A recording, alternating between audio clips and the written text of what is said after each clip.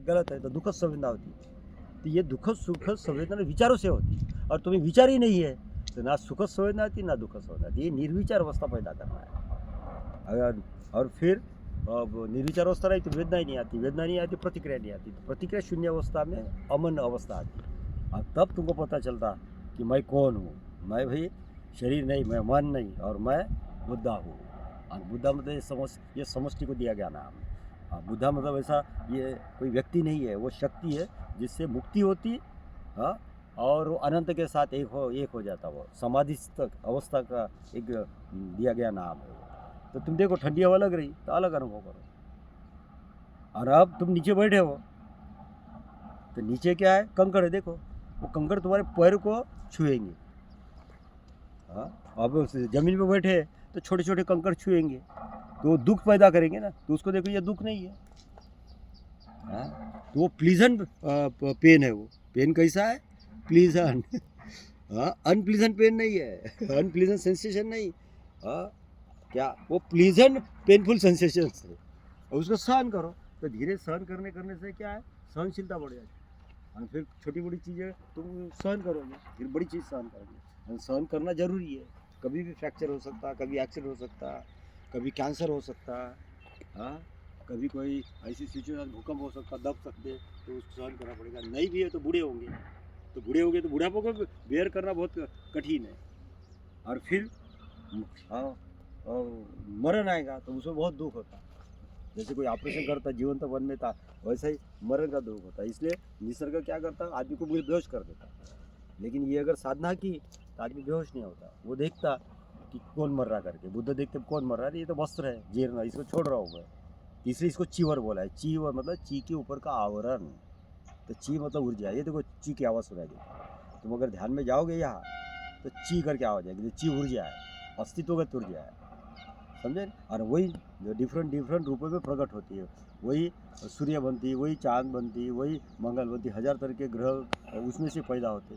फिर उसी से फिर हवा तैयार होती है, फिर पानी तैयार होता है।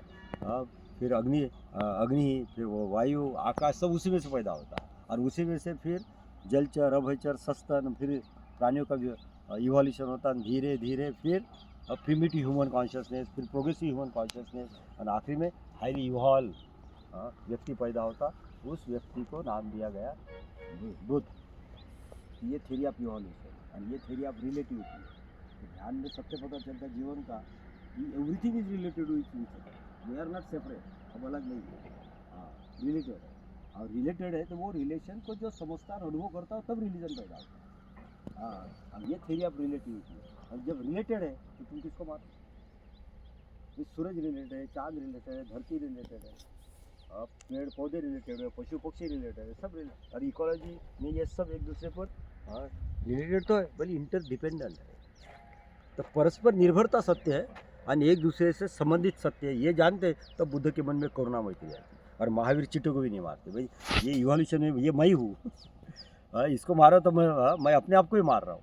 कहीं ना कहीं पूरी ह्यूमैनिटी खत्म होगी तो इसी से फिर जीव पैदा होंगे। ये चींटियों से ही धीरे धीरे जीव का इवोल्यूशन होगा और मनुष्य पैदा होगा। ये हम ये श्रवण व्यवस्था की थिंकिंग है। तो ये श्रम करो जानने के लिए, हाँ, और जीवन को समझने के लिए। और एक बार जीवन को समझ लिया तो जीवन की मृत्यु ही नहीं। तो ऐसा है, योग का पहला सूत्र है कि जीवन जो है, लाइफ इज़ नथिंग बट ऊर्जा। और ऊर्जा के डिफरेंट फॉर्म्स है। हाँ, प्रकट होता तो अस्तित्व आता, न प्रकट होता तो अनस्तित्व हो जाता।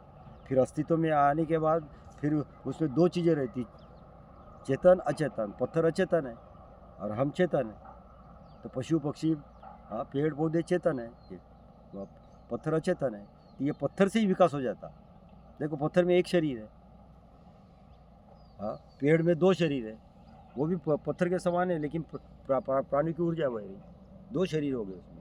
फिर पशु है और पक्षी है, हाँ, उसमें तीसरा शरीर डेवलप हो गया, मन डेवलप हो गया। किस तरह की एक छोटी सोच तैयार हो गई और वो मुक्त हो गए। पदार्थ, ये पत्थर जड़ है, पेड़ जड़ है, एक जैसे अटैच है। और मनुष्य मोबाइल हो गया, पशु पक्षी मोबाइल है। तो पशु पक्षी में छोटा सा मन है, तीसरी चीज़ होगी। और आदमी में चौथी चीज़ होगी, वो मन से कुछ भी कर सकता, भूतकाल में जा सकता, भविष्य काल में जा सकता, और मन के विकास से वो कहीं भी जा सकता। तो ये मनुष्य का विकास है। और मनुष्य के पार हमारे भीतर संभावना है कि हम बुद्ध बन सकते। स्व को और पर के साथ हम एक साथ स्व और पर के संबंध में हम चेतन हो सकते। तो ये अस्तित्व में दो चीज़ें, चेतन है अचेतन है। पत्थर अचेतन है, हम पशु पक्षी हम चेतन है। तो चेतन दो तरह का रहता है, एक पशु पक्षी और साधारण लोग बाह्य के प्रति चेतन है, और हमें संभावना है स्व के प्रति चेतन है। तो स्व चेतन होना यहाँ से बुद्धि बनती है। और धीरे धीरे स्व के प्रति चेतन होते तो हम जानते कि ये शरीर मैं नहीं, शरीर मन के पार चेतना जो है वही मैं है। और तब उसको लगता है कि ये स्व नहीं है, तो स्व का विसर्जन होता। जब स्व का विसर्जन होता क्या, तो वहाँ मैं भी नहीं था, स्व भी नहीं था, समझ गया। तो उसको बुद्ध ने सलाह दी, सब सवाल है एक। फिर बुद्ध अपने भीतर सबको देखते हैं, सबके भीतर अपने को देखते हैं, फिर उनके मन में करुणा मैत्री आ गई सब। और कुछ भी घटित हुआ तो वो हंसते रहते, मुझे शांत रहे। और फिर वो समभाव से अपना सब कुछ बांट हम समता निर्माण करने की कोशिश करते। जब समता आती तब हम स्वतंत्र होते, और जब स्वतंत्र होते तब बंधुता आता, तब न्यायपूर्ण व्यवस्था होती। कि ये बाबा साहब ने बुद्ध से ये प्रिंसिपल्स लिए, उसके आधार पर कॉन्स्टिट्यूशन बनाए। और वो कॉन्स्टिट्यूशन के साथ साथ एक्चुअली आदमी वैसे होना चाहिए, तो फिर धम्म दिया और धम्म दिया। तो इस तरह से हमको सोचना है, समझना है, जीवन में उतारना है, काम करना है। अगर हम इस तरह से काम करते तो हम वारसदार बनेंगे बाबा साहब के, बुद्ध के, और फिर वो संस्कृति हमसे पैदा होगी। नहीं तो अभी वो संस्कृति नहीं है, अब यह विकृति है।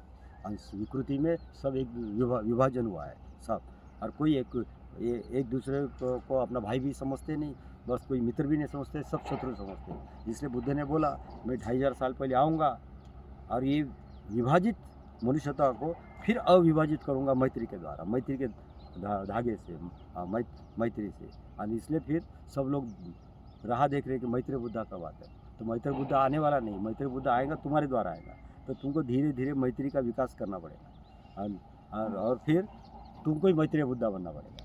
तो हम में से जो भी काम करेगा इस तरह से यूनिवर्सल, वैश्विक, सब लोगों को जोड़ने वाला, दैट पर्सन विल बिकम मैत्री बुद्धा। ठीक, आंखें बंद करो और अपने पलकों का अनुभव करो, और देखो पलकों के पीछे आँखों का अनुभव, और फिर आंखें धीरे से ऊपर घुमाओ, देखो जहाँ आज्ञा केंद्र है वहाँ प्रकाश अनुभव करो।